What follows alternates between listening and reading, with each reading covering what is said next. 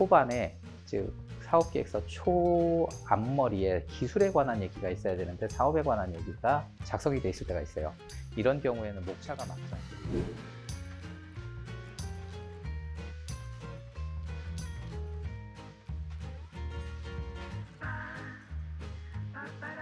안녕하십니까. 저는 오늘 강의를 진행할 김세호라고 합니다.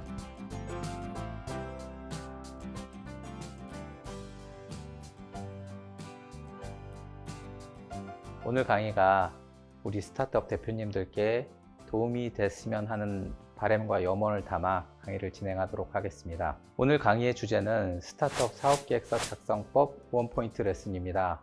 그리고 부제는 사업계획서도 설계도가 필요하다라는 주제로 강의를 진행할 예정인데요. 우리 대표님들 사업계획서 작성에 많은 어려움을 겪고 계시죠. 저 역시도 사업을 하면서 사업계획서 작성이 많이 어려웠습니다.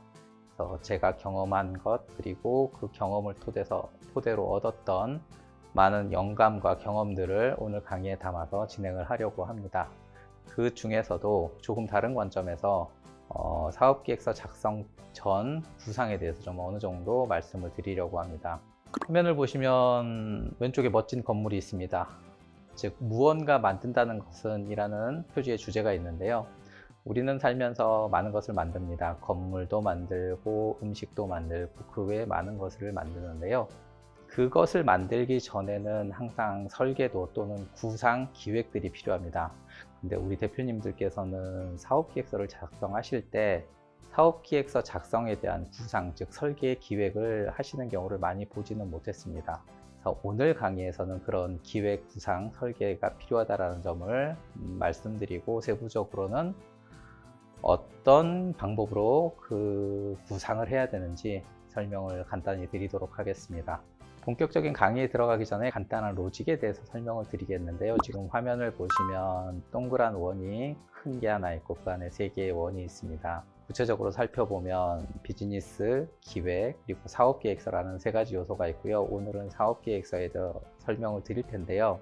사업계획서에 대해서 설명을 드리기 전에 이 3가지 요소는 전체적으로 수익을 내기 위한, 즉 비즈니스를 위한 전반적인 활동이고요. 그 중에서 비즈니스는 돈을 벌기 위한 행동입니다. 그리고 기획은 어떻게 하면 좀 더 편하고 빠르고 효율적으로 벌 수 있을지, 수익을 창출할 수 있을지에 대한 생각 정리라고 보셔도 좋고요. 사업계획서는 함께 그리고 편차 없이 진행하기 위해서 문서로 정리한 것, 즉 문서를 통한 공유를 사업계획서라고 얘기합니다. 즉 다르게 얘기하면 이 3가지 요소들, 3가지 액션들은 같은 맥락인데요. 그런데 우리는 지금까지 이걸 따로 배웠습니다. 그래서 사업계획서와 기획과 비즈니스가 하나라는 점을 인지하시고 이 다음 강의를 들으면 도움이 되실 겁니다. 우선은 창업자가 작성해야 되는 사업계획서의 종류에 대해서 말씀을 드릴 텐데요. 즉 창업자는요, 대내 문서와 대외 문서가 있습니다. 즉 안에서 작성하는 문서와 그리고 밖으로 제공해야 되는 문서가 있는데요. 밖으로 제공해야 되는 문서는 크게 회사 속에서 홍보물, 그 다음에 자금 조달 계획서, 제안서 등이 있습니다. 이 3가지는요 같은 내용입니다만 구성과 순서가 일부 차이가 있고요. 가장 큰 순서는 누가 왜 읽느냐라는 차이입니다. 대표님들 회사 속에서는 제휴사, 즉 파트너들에게 함께 사업합시다라는 목적성을 가지고 있고요. 홍보물은 고객에게 우리 물건을 구매해 주세요라는 목적을 가지고 있습니다.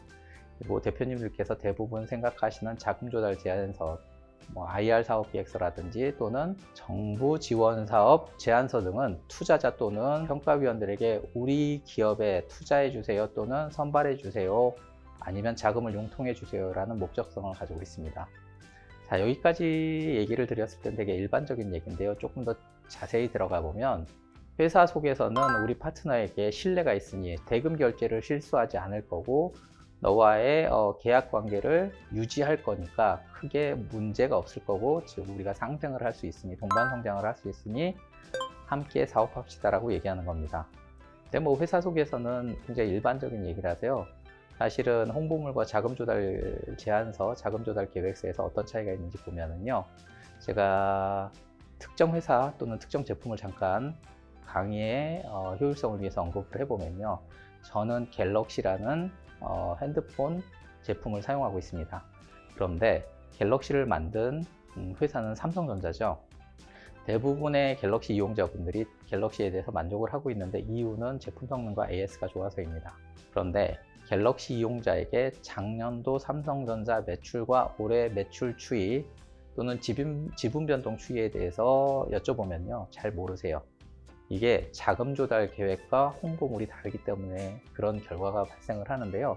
갤럭시는 홍보물에서 얘기하는 거고요. 삼성전자는 자금 조달 계획서에서 얘기하는 겁니다. 이런 차이가 있기 때문에 이런 차이에 대해서 충분히 이해하시면 사업계획서 작성의 목적성이나 배경에 대해서 조금 더 자세히 이해하실 수 있을 겁니다. 그러면 조금 더 자세히 자금 조달 제안서의 상세 버전에 대해서 말씀드리겠습니다.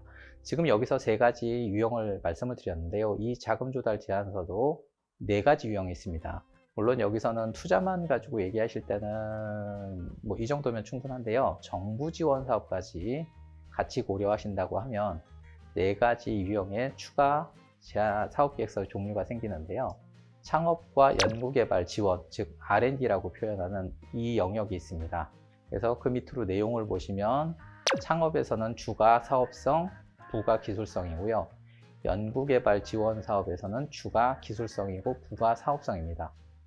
이 내용을 인지를 하시면 사업계획서 작성에 굉장히 도움이 되실 텐데요. 사업계획서를 굉장히 잘 작성하시고 경험도 많으신 분들, 특히 그런 분들께서 연구개발 지원 사업에 선정이 되지 않았다는 이유로 굉장히 고민들을 하시는데요. 신청하신 사업계획서를 보면 초반에, 즉 사업계획서 초 앞머리에 기술에 관한 얘기가 있어야 되는데 사업에 관한 얘기가 작성이 돼 있을 때가 있어요. 이런 경우에는 목차가 맞지 않고 내용이 맞지 않기 때문에 선정이 되지 않습니다. 반대로 창업에서도 사업성이 앞에 가야 되는데요. 사업에 관한 얘기보다는 기술에 관한 얘기가 너무 앞에 배치가 되어 있는 경우에는 좋은 결과가 예상되지 않습니다. 그리고 나면 서문평가와 대면평가가 있는데요. 서면평가는 세로 양식입니다. 아래 한글 또는 MS 워드라고 표현하죠. 그러면 세로 양식의 특징은 텍스트, 즉 글자로 설명을 다 할 수 있어야 되고, 또 대면평가 발표가 없습니다. 그래서 오히려 작성이 더 힘들 수도 있습니다. 대면평가에 가면은 가로 양식이고 여기는 도표도예가 적절하면서 또한 발표를 통해서 모자란 부분을 대처할 수 있습니다. 이런 각각의 특성을 가지고 창업의 서면평가, 창업의 대면평가, 연구개발의 서면평가, 연구개발의 대면평가, 즉 4가지 유형으로 구분할 수 있습니다. 그럼 이전 페이지에서 회사 속에서 제품 서비스 홍보물, 그 다음에 자금 조달 계획서에서는 또 4가지니까 총 6가지의 사업 계획서를 구비하시는 게 우리 대표님들께는 최소한의 사업 계획서 버전인데요. 그런데 처음에 사업을 시작하시면 이 6가지를 구분하시기도 힘들 뿐더러 시간적 또는 여러 가지 환경적 요소가 제약이 있습니다. 그럴 때는 우리 대표님이 한 가지를 작성하시고 상황별로 지금 어느 상황인지를 인지하시면 거기에 맞춰서 대화를 진행하시거나 또는 발표를 진행하실 수 있고요. 미력 하나마 상황에 잘 대처하시면서 좋은 결과를 이끌어내실 수 있습니다. 그래서 사업계획서를 작성하시기 전에는 그 배경과 내가 작성해야 되는 종류, 이걸 충분히 인지하시고 시작하시기 바랍니다. 다음 페이지를 볼 건데요. 사실은 오늘 강의의 메인 주제는 이 페이지라고 볼 수도 있습니다. 지금 보시는 내용은 사업계획서의 구조인데요. 사실 좀 어려워 보이지만 사실은 간단한 내용입니다. 본문의 상단에 보면 현재, 행동, 미래라고 되어 있는데요. 사업계획서, 즉 비즈니스에 관련된 모든 기획, 거의 대부분의 기획 또는 사업계획서는 이 구조입니다. 자, 1번, 현재 이런 문제가 있어요. 2번, 그래서 우리가 어떤 행동을 하면. 3번, 미래는 좋아집니다. 이 구조에 거의 예외는 없습니다. 예외를 찾아보자면 교과서, 즉 비즈니스가 아닌 어떤 기브앤테이크가 아닌 일방적인 지식의 전달 또는 엔터테인먼트라고 표현을 하겠습니다. 문화 콘텐츠, 시, 소설을 제외하고 어떤 비즈니스에 관련된 구조, 문서 구조는 또는 기획 구조는 100%까지는 아니더라도 99%는 이 구조라고 보셔도 좋습니다. 그럼 방금 1단계의 1, 2, 3단계 1단계의 1, 2, 3차 3가지 형태로 구분을 했는데요. 조금 더 디테일하게 보면요. 현재 우리 고객에게 이런 문제나 요구사항이 있어서 우리가 어떤 아이템을 어떻게 기획 생산 판매하면 딜리버리라고 표현합니다. 그러면 우리 고객은 왜 또는 어떻게 행복해진다, 이렇게 얘기하시면 이게 사업계획서 작성의 구조가 됩니다. 자, 여기가 아이템 설명이라고 보셔도 좋고요. 조금 더 부가 설명을 해드리면, 우리 대표님들 엘리베이터 피치에 대해서 용어는 들어보셨을 겁니다.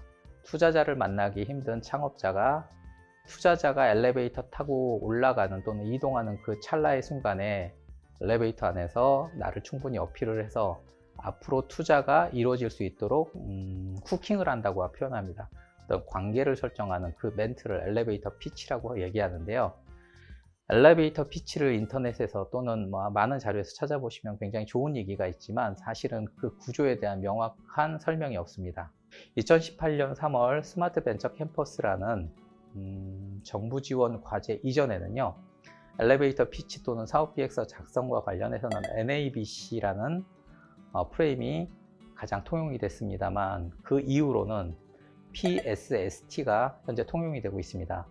우리 대표님들께서 창업진흥원의 사업이나 기타 정부 지원 사업과 관련된 사업계획서를 작성하실 때는 대부분 PSST에 의해서 작성을 하시는데요. 이 프레임은 NABC와 PSST를 모두 아우르는 프레임입니다. 그래서 알아두시면 굉장히 유용하실 텐데요.